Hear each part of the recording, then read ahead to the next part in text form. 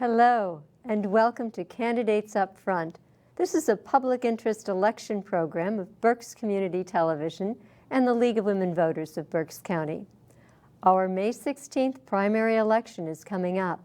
Democrats and Republicans will vote for judges, school directors, and county, township, borough, and city officials. The deadline to register to vote is May 1st. To check your voting status, go to votepa.gov. That's vote.pa.gov. You can register, change your party, locate your polling place, or apply for an absentee or mail-in ballot. The deadline to register is May 1st. The deadline to apply for a mail-in ballot is May 9th. The League is interviewing those candidates who wanted to be interviewed in contested races. For each race, the candidates will get the same basic questions and the same amount of time to answer them. Hello, I'm Bill Litfin with the Berks County League of Women Voters. Two candidates are competing in the Republican Party for a chance to be the Berks County Recorder of Deeds. They are J. Scott DeFrees and Mary Kozak. Republican voters across the county will vote for one to be on the fall ballot. The Recorder of Deeds records all deeds, mortgages, and real estate transfers. The recorder also collects the real estate tax. The recorder records charters of nonprofit organizations, highway plans, and subdivision plans. Berks County residents file military discharge papers in the office. The term is 4 years, and the current annual salary is $96,043. Please note that the opinions expressed in this interview are those of the candidate and not those of the League of Women Voters or Berks Community Television. This interview is with J. Scott DeFrees. Welcome. Thank you. Thanks for having me. Scott, please tell our viewers about yourself and why you are running. Sure. I am a Berks County native. I live in Richmond Township with my wife, Jennifer, and Mason. And I'm running because I feel there's a definite need for change in our office of Recorder of Deeds. Okay. Tell us what education and background you have that you would bring to this position. I currently am the Vice President of State Line Funding, which is a mortgage company out of Phillipsburg, New Jersey. I've been in the mortgage industry for over 20 years. I've served as a wholesale account executive for a major banking corporation, and my responsibilities there were ensuring the proper delivery of loans. My job now as a loan originator is to ensure the quality of a file that's being submitted to underwriting, and also the proper recording and maintenance of those documents to be preserved in case of the federal government or the state government asking to view those documents for just auditing purposes to make sure that we're doing okay, and to secure our clients' personal information, which is paramount. Okay, and what personal qualities do you have that will help you be an effective Recorder of Deeds? Well, the one thing that I pride myself on is my customer service. I feel that the public in large, even though this is a office of running of Democrat and Republican, I'm here to serve all parties, and so service is what would be most important for me. Dedication. I'll be in the office every day. I'll be available. I'll make sure that everyone that walks through our doors' services are met. Okay. What do you think voters should know about this office? How is it important to them? Well, you did touch on a lot of the points of the office, but the most important thing that the viewers will all and voters will all relate with is the preservation of their deeds, mortgages, and those documents that are preserved forever, and that they're available for when they need to be viewed. And it's important to have these documents available when needed. And along with the veterans, making sure we maintain their DD 214, which is their discharge papers that they receive when they separate from the branch of service that they were serving, and all the other important items, collecting of taxes for the local and state transfer realty taxes. But those are all the important things about the office, and as long as they should be housed securely and safely. Well, you slide right into my next question for you. The recorder collects real estate taxes. This is the money sellers pay the state and other taxing agencies when a deed to a property is sold. How will you assure that the correct amount is paid promptly to the state and to each agency?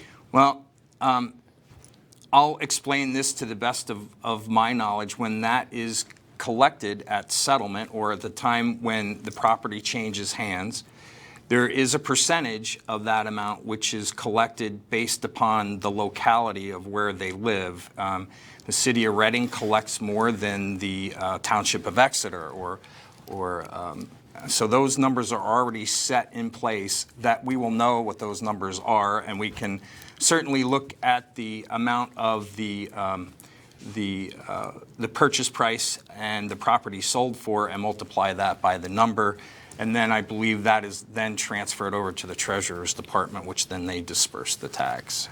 Okay, so you have to know the taxes in all Correct. the different municipalities and Yes. throughout the county. Correct. Okay, that would keep someone busy. Please explain the common level ratio and how it affects our taxes. Well, the common level ratio is how the municipalities determine what you're going to pay for your tax. So what they do is they compare similar properties throughout the county to determine what the value is of that property, so that everybody's taxed fairly. And that's so they may have to go and do reassessment, and then but the common level ratio is basically what is determined to. Okay. And how would you balance the needs for preservation of records with the need for public access to those records? Well, it's if I am reading this question and your question properly, the preservation of records needs to be maintained, obviously, and the need for public access. Some of those all records are put on a microfiche or at some sort of electronic filing. So currently now you can access most of those records. I haven't gone back to the 1752, I think, is when they first started keeping records for that. But I think there's opportunity that those books are available, that we could create an area that for those history buffs that want to come in and take a look. I know the room's not there anymore, but there may be a space available. If I get into office, I'll certainly research that to see if there's a place where those people that enjoy researching that can come in and take a look. Maybe open a museum. Yeah, almost, maybe. Maybe a few dinosaurs or something like that. Some bones somewhere. You got it. When the housing market is hot and many houses are sold in a short period of time, how will you assure that all deed transfers are recorded promptly?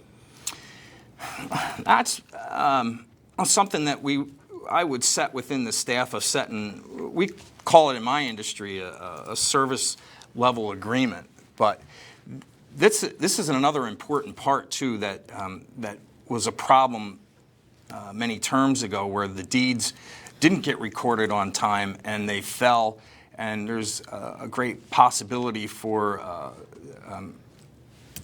fraud, I guess, if you will, for them to be accessed without them being recorded on time. So we would have to set a limit and make sure that those deeds were recorded within a specified period of time to ensure the safety. What time do you think that? It could be, I would say 48 hours would be something that's, a lot of the deeds now that are coming in are all electronic, so there should be, and if we need to increase staff, that'll be one way to make sure that we stay within the time limits set. Many people, hearing what the office does, wonder why it's an elected position. They would hire a records retention expert at far less than $96,000. Do you feel it needs to be an elected position? Please explain your answer. Sure. Yes, I feel that it needs to be an elected position. A records retention expert just would be, we're just looking at the retention of records or just the housing of records.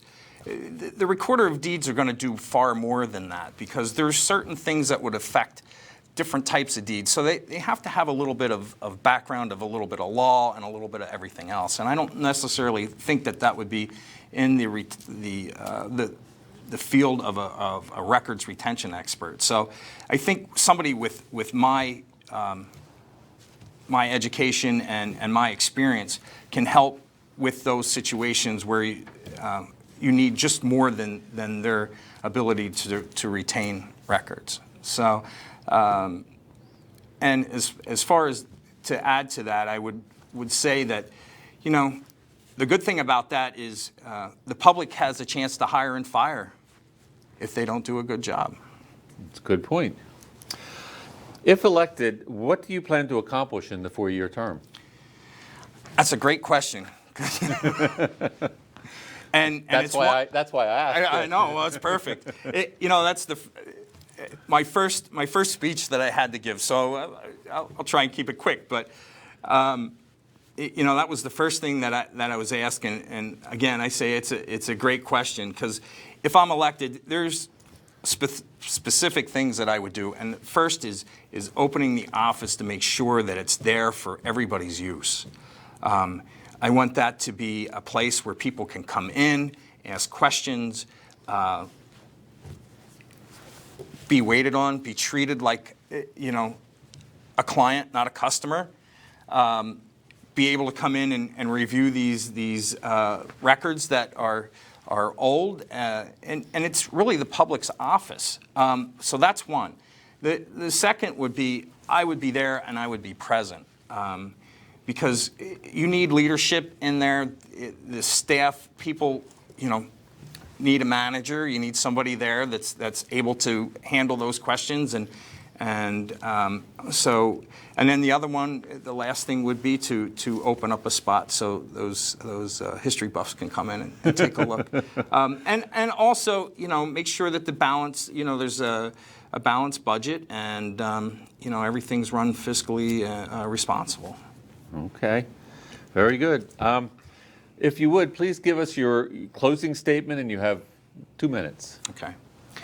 Well, I really like to thank you for the opportunity to come in here today to speak and tell everyone a little bit about myself.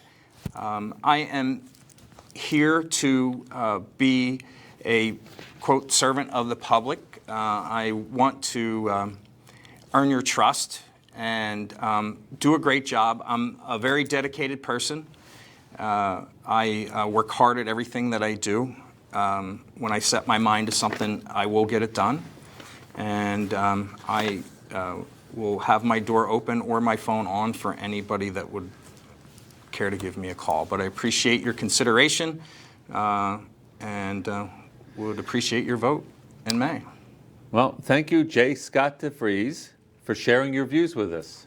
Viewers, please remember there is another candidate for Recorder of Deeds on the Republican ballot, and that is Mary Kozak. You vote for one.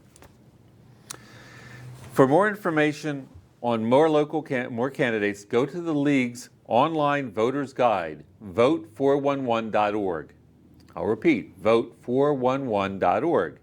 All you have to do is type in your address. It will show you everyone who's on your ballot, along with information that the candidates have provided.